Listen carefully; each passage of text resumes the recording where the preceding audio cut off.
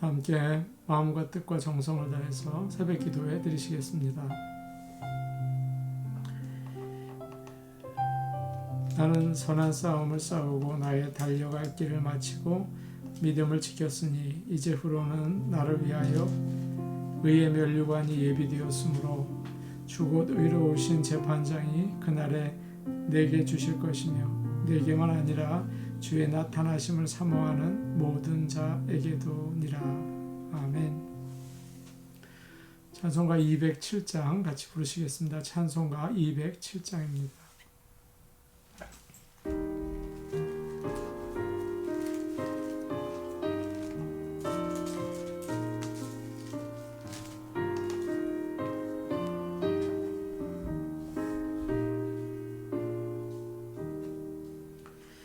귀하신 주님 계신 곳 그 백성 함께 모이네.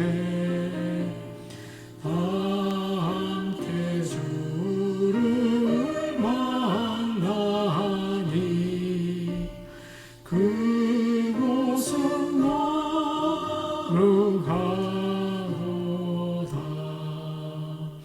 겸손한 사람 마음에 주 항상 같이 계셔서 외로움 없게 하시고 전국에 인도하시네.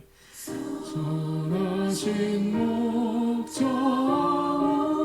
우리 주 사랑이 풍성하도다.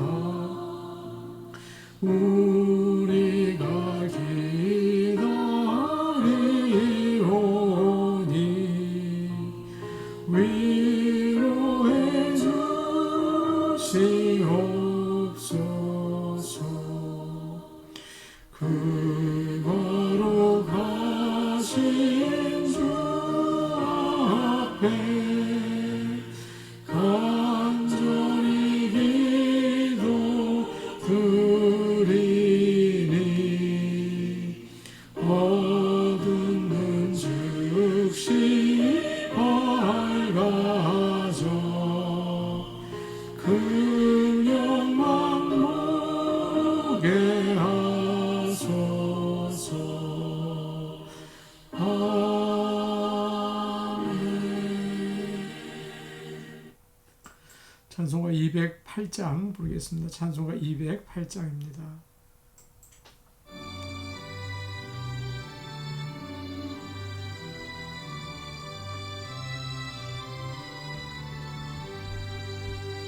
내 주의 나라와 주 계신 성전과 피 흘려 사신 교회를 늘 사랑합니다. 내 주의 교회는 전성과 같아서 눈동자같이 아끼사 늘 보호하시네.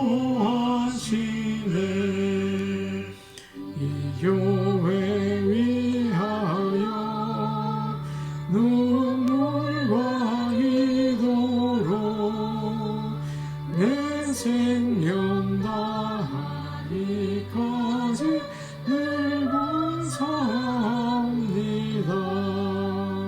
성도의 교제와 교회의 위로와 구주와 맺은 언약을 늘 기뻐합니다.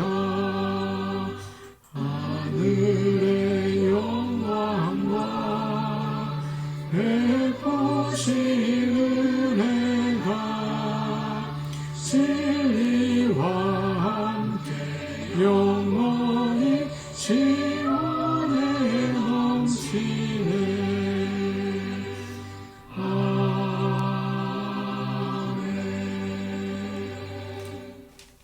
찬송가 210장 부르겠습니다. 210장입니다.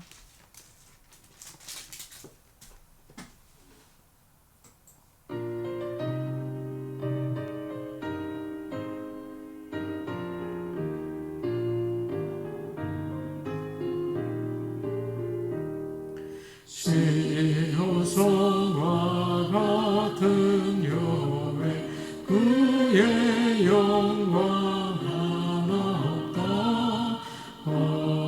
허락하신 말씀대로 주가 친히 세웠다. 반석 위에 세운 교회 흔들 차가 누구랴. 모든 원수 애워싸도 아무 근심 없도다. 생명샘이 솟아나와 모든 성도 마시니 언제든지 흘러넘쳐 부족함이 없도다. 이런 물이 흘러가니 목마를 자 누구랴. 주의 은혜 풍족하여 넘치고도 넘친다. 주의 은혜 내가 받아 시온 백성 되는 때 세상 사람 비방해도 주를 찬송하리라.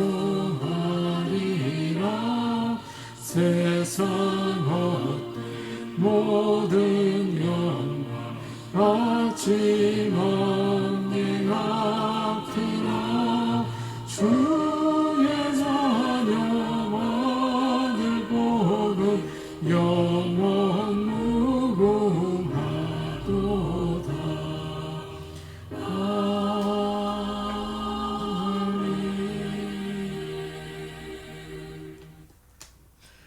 하나님 말씀 같이 보시겠습니다. 오늘 우리에게 주시는 말씀은 요한복음 2장 12절에서 17절 말씀입니다. 요한복음 2장 12절에서 17절 말씀입니다.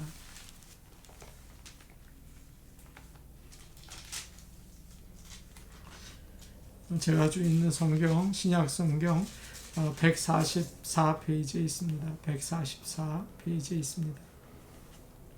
신약 성경 요한복음 2장 12절에서 17절까지 말씀입니다. 한 목소리로 같이 읽겠습니다. 그 후에 예수께서 그 어머니와 형제들과 제자들과 함께 가버나움으로 내려가셨으나 거기에 여러 날 계시지는 아니하시니라. 유대인의 유월절이 가까운지라. 예수께서 예루살렘으로 올라가셨더니 성전 안에서 소와 양과 비둘기 파는 사람들과 돈 바꾸는 사람들이 앉아 있는 것을 보시고 노끈으로 채찍을 만드사 양이나 소를 다 성전에서 내쫓으시고 돈 바꾸는 사람들의 돈을 쏟으시며 상을 엎으시고 비둘기 파는 사람들에게 이르시되 이것을 여기서 가져가라. 내 아버지의 집으로 장사하는 집을 만들지 말라 하시니 제자들이 성경 말씀에 주의 전을 사모하는 열심히 나를 삼키리라 한 것을 기억하더라. 아멘. 오늘은 요한복음 2장에 나와 있는 우리가 잘 아는 말씀, 성전을 깨끗하게 하시는 예수님의 모습으로 아침에 은혜를 나누려고 합니다. 가나 혼인잔치 이후에 예수님은 어머니와 형제들과 그리고 제자들과 함께 가버나움으로 내려가셔서 거기에 이제 쉬게 되셨습니다. 이제 가버나움이 예수님의 사역의 중심지가 되는 거죠. 가버나움은 또 베드로의 고향이기도 합니다.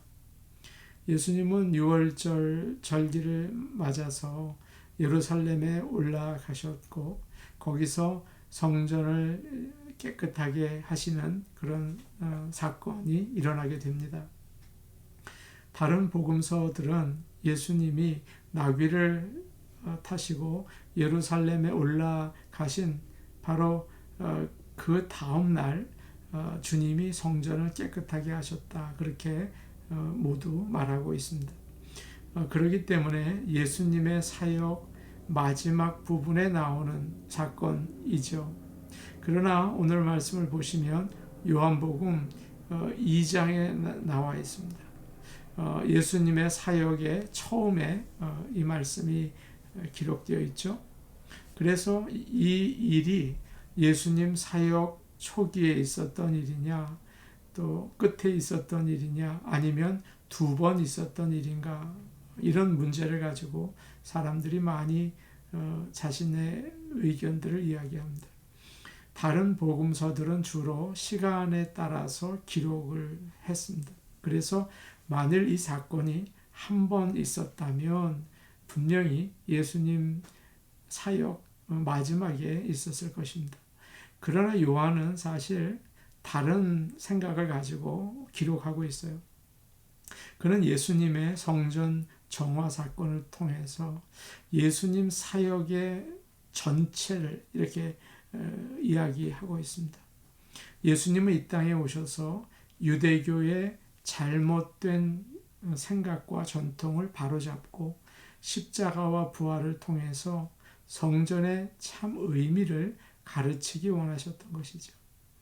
13절과 14절을 우리 함께 보겠습니다. 13절 그리고 14절입니다. 유대인의 유월절이 가까운지라 예수께서 예루살렘으로 올라가셨더니 성전 안에서 소와 양과 비둘기 파는 사람들과 돈 바꾸는 사람들이 앉아 있는 것을 보시고, 예수님은 유월절을 맞아서 예루살렘으로 올라가셨습니다. 아마도 은혜로운 예배를 기대하면서 큰 기쁨으로 가셨을 것입니다. 그런데 성전에 와서 이상한 모습을 보시게 된 거죠. 사람들이 소와 양과 비둘기를 파는 거예요. 여기저기 상을 차려놓고 이렇게 여러 군데에서 돈을 바꿔주는 일을 하는 거죠. 참 이상합니다. 그때 20세 이상의 남자들은 성전에 들어가기 위해서 텍스를 내야 했습니다. 성전을 돌보기 위한 헌금이라고 할 수 있어요. 당시에 이스라엘은 여러 나라의 돈이 다 쓸 수 있었습니다. 그런데 성전에서만은 세겔이라는 특별한 돈만 받았죠. 그래서 다른 나라에서 온 사람들은 성전 돈으로 전부 다 환전을 해야 했습니다. 그러다 보니 자연스럽게 돈 바꾸는 곳이 생기고 그냥 바꿔주지 않고 비싼 커미션을 받았던 거죠. 또 제사를 드리기 원하는 사람들은 제물을 가지고 와야 하죠. 이때 사용되는 짐승은 흠이 없는 1년 된 것이어야 했습니다. 먼 곳에서 오는 사람들은 짐승을 데리고 오는데 대단히 귀찮고 오다 보면 이놈이 또 아프기도 하고 다치기도 하잖아요. 그러면 제사장들이 안 된다고 그러는 거예요. 그래서 성전에 와서 비싼 돈을 주고 짐승을 사야 했습니다. 마태복음 17장을 보시면 같은 이야기가 나와 있어요. 거기서 예수님은 장사하는 사람들에게 이런 말씀을 하죠. 내 집은 만민이 기도하는 집이다. 그렇게 말씀하셨습니다. 주님은 모든 사람들이 성전에서 마음껏 기도하기를 원하셨죠. 그런데 와 보니까 짐승 소리 나고 돈 소리 나고 사람들은 장사한다고 큰 소리로 떠들고 정신이 하나 없어서 예배를 드릴 수가 없는 거예요. 기도를 할 수가 없는 것입니다. 방해가 된 것이죠. 어느 누구나 믿는 사람에게는 교회 예배당에 대한 소중한 기억들이 있습니다. 저는 산꼭대기에 있는 작은 교회를 다녔습니다. 거기서 겨울에 성탄절 연극을 준비하고 발표하던 때가 항상 생각이 납니다. 또 청년들과 함께 성경 공부를 하고 끝나고 즐거운 시간을 보내던 때도 자주 생각이 납니다. 교회는 그저 사람들이 모여서 즐기는 곳이 아니죠. 하나님의 집입니다. 하나님을 만나고 예배드리는 곳이에요. 그런데 지금 교회는 모여서 예배드리지 못하고 상상도 할 수 없는 어려움을 경험하고 있습니다. 포스트 모더니즘과 또 다원주의가 되면서 사람들은 뿔뿔이 흩어져 살게 되었죠. 혼자 살고 혼자 밥 먹고 혼자서 아마존으로 쇼핑하고 그러죠. 또 스마트폰을 쓰면서 사람들을 직접 만나는 일이 많이 줄어들었어요. 인터넷으로만 그냥 사람들을 만나죠. 그러다가 이제는 드디어 코로나 바이러스로 인해서 완전히 만나지 못하게 된 거예요. 주님은 말씀하십니다. 내 집은 만민이 기도하는 집이다.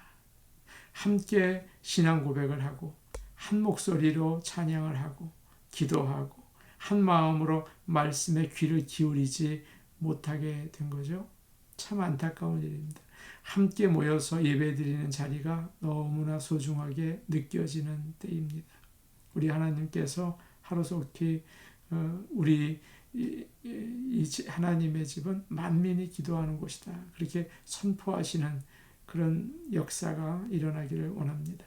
15절과 16절 말씀을 우리 함께 보겠습니다. 15절, 16절입니다. 시작. 노끈으로 채찍을 만드사 양이나 소를 다 성전에서 내쫓으시고 돈 바꾸는 사람들의 돈을 쏟으시며 상을 엎으시고 비둘기 파는 사람들에게 이르시되 이것을 여기서 가져가라. 내 아버지의 집으로 장사하는 집을 만들지 말라 하시니. 예수님은 끈으로 채찍을 만드셔서 짐승들과 그것을 파는 사람들을 내쫓으셨습니다. 돈 바꾸는 자들의 상을 뒤집어 엎으셨습니다. 아마도 대단히 소란스러웠겠죠. 짐승 소리, 사람들 소리치는 소리. 온유하고 겸손하신 예수님께서 화를 내셨습니다. 예배를 우습게 만드는 것을 참을 수 없으셨던 것이죠. 그래서 비둘기를 파는 자들에게 예수님은 이렇게 말씀하셨습니다. 이것을 여기서 가져가라. 내 아버지의 집으로 장사하는 그런 곳을 만들지 말아라. 그렇게 얘기하셨죠. 제사에 쓸 제물을 준비하는 방법이 시간이 지나면서 정성보다는 편리함, 은혜보다는 나의 노력과 수고, 내용보다는 형식, 제사보다는 제물, 드리는 것보다는 받는 것, 하나님보다는 사람 중심으로 변하게 되어져. 그러면서 예배는 아주 이상해져 버렸습니다. 지금 우리는 코로나 바이러스로 방해를 받아서 함께 모여서 예배를 드리지 못하고 있습니다. 그러나 이런 상황에도 우리는 주님이 원하시는 올바른 예배를 드릴 수 있습니다. 사마리아 여인이 예수님께 어디서 예배를 드려야 합니까? 그런 어려운 질문을 했습니다. 그때 주님은 이 산에서도 말고 예루살렘에서도 말고 하나님은 영이시니 예배하는 자가 영과 진리로 예배할지니라. 그런 말씀을 하셨죠. 모이지 못한다고 하더라도 온라인 예배든지 아니면 가정 예배든지 우리가 어디에 있든지 성령의 감동으로 하나님의 말씀을 들으면서 예배를 드릴 때 하나님께서는 기뻐 받으십니다. 그리고 지금 이 일로 인해서 경제적으로 또 사회적으로 큰 어려움을 겪고 있는 자들이 있죠. 아픈 자들, 또 연약한 자들을 생각하고 위에서 기도하고 할 수 있는 방법으로 도울 때 우리는 주님의 교회, 하나님의 성전이 되는 것이죠.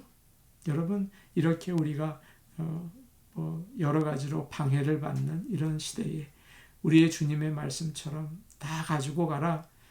이곳은 하나님을 예배하는 집이다.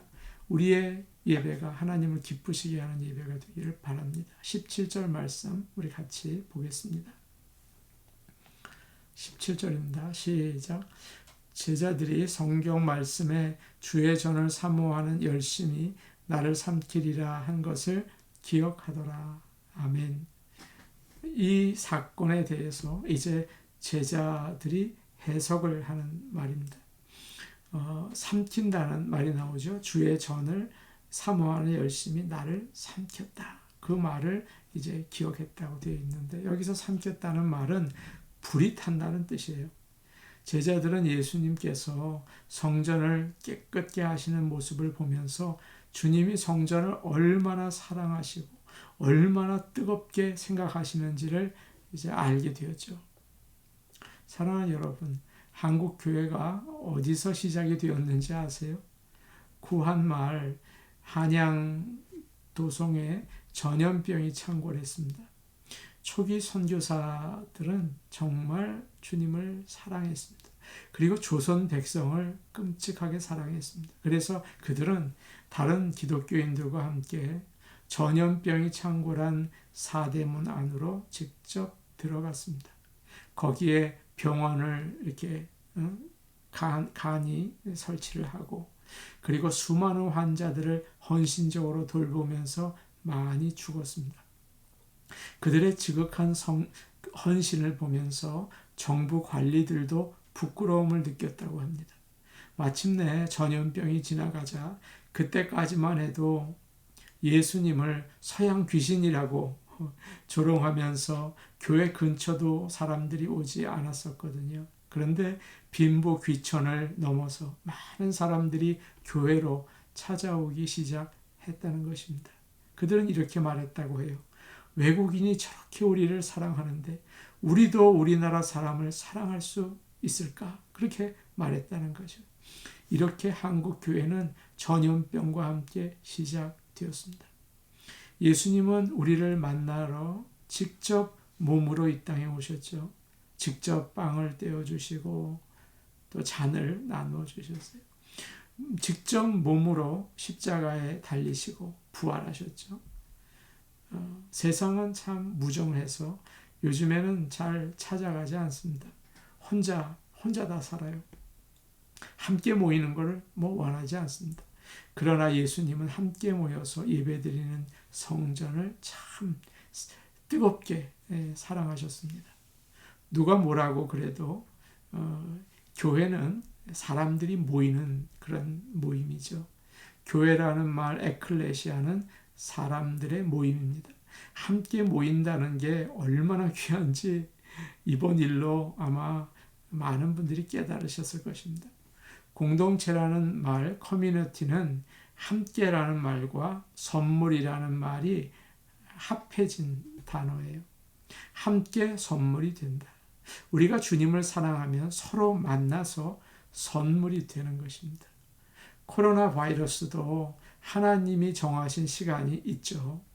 아무리 무섭게 요동을 쳐도 하나님은 코로나 바이러스를 가두고 깊은 바다에 던지실 줄로 저는 압니다. 그때 우리는 다시 만나게 될 것입니다. 그러면 분명히 지금과 다를 것 같아요. 우리가 예수님처럼 직접 몸으로 만나서 사랑을 나눌 때 그것이 얼마나 큰 선물이라는 것을 알고 얼마나 큰 은혜라는 것을 깨닫고 참다운 교회를 세우게 될 줄로 믿습니다. 오늘 주신 말씀을 기억하면서 정말 하나님의 그 전이 모두 만나서 함께 예배드리는 아름다운 곳이 될 수 있기를 간절히 원합니다. 우리 같이 기도하시겠습니다. 우리가 성령과 말씀으로 참다운 예배를 드리기 원합니다. 우리가 그동안 서로 사랑하지 못했다면 앞으로 정말 우리가 서로에게 선물이 되기를 원합니다. 우리의 참다운 영원한 선물이신 예수님처럼 기쁨으로 만나 사랑의 공동체를 세울 수 있도록 우리에게 다시 한번 기회를 주시옵소서. 코로나 바이러스로 인해서 고통당하는 교회들이 참 많다고 합니다. 재정적으로 힘든 교회, 렌트비를 내지 못하는 교회, 목회자들이 생활을 하기 어려운 교회들이 많습니다. 이곳에서도 있고 한국에서도 많다고 해요. 우리 그 교회들을 위해서 기도해 주시기 바랍니다. 우리 교회에 우리 교회가 참다운 성령과 말씀으로 예배드리는 그런 온전한 예배의 교회가 되기를 원합니다. 이를 위해서 또 기도해 주십시오. 그리고 말씀을 따라 살 수 있기 원합니다. 우리 같이 기도하시겠습니다. 은혜로우신 아버지 하나님 감사합니다. 아버지 하나님, 우리가 성령과 말씀으로 온전한 예배를 드릴 수 있기를 원합니다. 아버지 하나님, 지금은 코로나 바이러스가 방해를 해서 우리가 함께 모여 예배드리지 못합니다. 그러나 아버지여, 우리가 어느 곳에 있든지 영과 진리로 예배드리게 하시고 주님께 온전한 예배드리게 하여 주시옵소서. 아버지 하나님, 우리가 예전에는 서로에게 아름다운 선물이 되지 못하고 그저 아버지 형식적으로 사람을 대할 때가 얼마나 많았습니까? 주님이 우리를 찾아오셔서 살과 피를 주신 것처럼 우리가 서로에게 선물이 되는 아름다운 주님의 공동체를 세워나갈 수 있게 도와주시옵소서. 이곳은 예배하는 주님의 전이다. 만민이 기도하는 곳이다. 아버지 하나님, 그 말씀이 이루어지기를 소원합니다. 코로나 바이러스로 인해서 고통당하는 많은 교회들이 있습니다. 아버지, 불쌍히 여겨 주시옵소서. 은혜로우신 아버지 하나님, 재정이 어려워서 아버지여 교회의 문을 닫아야 하는 위기 가운데 고민하는 교회들, 아버지여 또 렌트비를 내지 못하고 목회자들은 생활이 어려워서 아버지 눈물로 기도해야 하는 어려운 교회들이 있습니다. 아버지, 불쌍히 여겨 주시옵소서. 주의 전을 기억하시고 또 주의 종들을 기억하여 주시옵소서. 은혜로우신 아버지 하나님, 좋은 나무 교회를 위해 기도합니다. 주님이 기뻐하시는 예배를 드리고 모든 성도들 믿음으로 변화되어 아버지 하나님의 종으로서 주님의 제자로서 살아갈 수 있는 능력 있는 교회, 참다운 교회, 교회다운 교회 되게 하여 주시옵소서. 예수님의 이름으로 기도하옵나이다. 아멘. 은혜로우신 아버지 감사합니다. 코로나 바이러스로 인해서 포스트 모더니즘과 다원주의로 인해서 우리는 혼자 살고 혼자 먹고 혼자 쇼핑하고 혼자 지내는 세상이 되었습니다. 아버지 하나님, 주님께서는 만민이 기도하는 집이다 라고 선포하셨습니다. 교회가 만민이 모여 주님을 찬송하고 예배하는 교회 되기를 원합니다. 신령과 진정으로 예배하여서 주님께 기쁨을 드리는 참다운 교회가 되기를 소원하오니 주님 도와 주시옵소서. 예수님의 이름으로 기도하옵나이다. 아멘. 어려운 시간입니다. 주님께서 오늘도 우리의 마음을 잘 다스려 주시고 기쁨 주시기 원합니다. 개인 기도 하시겠습니다.